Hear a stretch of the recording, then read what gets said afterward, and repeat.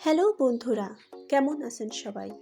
আজ আমরা ইকুয়েডর দেশটির প্রধান শহর এবং ট্রান্সপোর্টের বিশেষ সুযোগ সুবিধা সম্পর্কে জানব।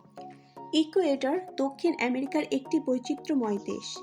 এখানে আধুনিক শহর থেকে শুরু করে ঐতিহাসিক এবং প্রাকৃতিক সৌন্দর্যে ঘেরা অনেক শহর রয়েছে। ইকুয়েডরের সবচেয়ে বড় এবং গুরুত্বপূর্ণ তিনটি শহর হল গোয়াকিল, কিটো, কুয়েনকা।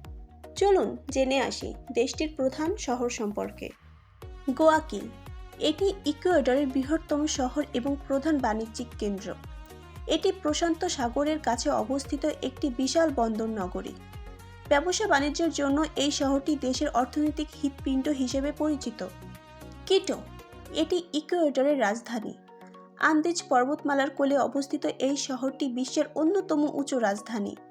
উচ্চতা প্রায় 2850 মিটার।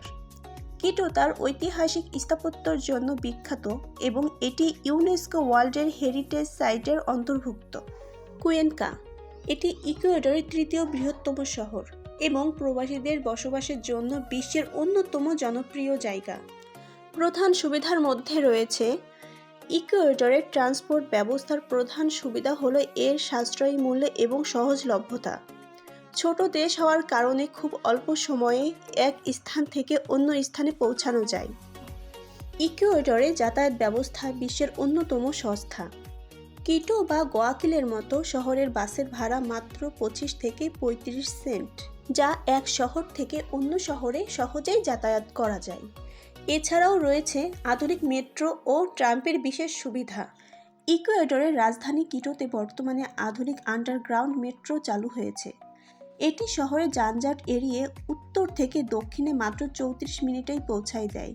এর ভাড়া মাত্র 45 সেন্ট। কুয়েনকা শহরে আধুনিক ট্রাম সার্ভিস আছে, যা খুব শান্ত এবং পরিবেশ বান্ধব। মজার তথ্য হলো ইকুয়েডরে কেনাকাটার জন্য আপনি প্রধানত দুই ধরনের বাজার পাবেন। একটি হলো ঐতিহ্যবাহী খোলা বাজার, যেখানে সস্তায় তাজা খাবার ও স্থানীয় জিনিস পাওয়া যায়। অন্যটি হলো আধুনিক শপিং মল। অন্যান্য দেশের তুলনায় ইকুয়েডরে বসবাসের জন্য খরচ অনেক কম। অল্প টাকাতেই বেশ উন্নত মানের বাসা ভাড়া এবং টাটকা খাবার পাওয়া যায়। স্থানীয় বাজার থেকে খুব কম খরচে উন্নত মানের পুষ্টিকর খাবার কেনা সম্ভব। এছাড়াও এখানে রয়েছে উন্নত স্বাস্থ্যসেবা। বড় শহরগুলোতে আধুনিক ও মানসম্মত স্বাস্থ্যসেবা পাওয়া যায় এবং এর খরচ উন্নত দেশগুলোর তুলনায় অনেক কম। বন্ধুরা, আজ এই পর্যন্ত।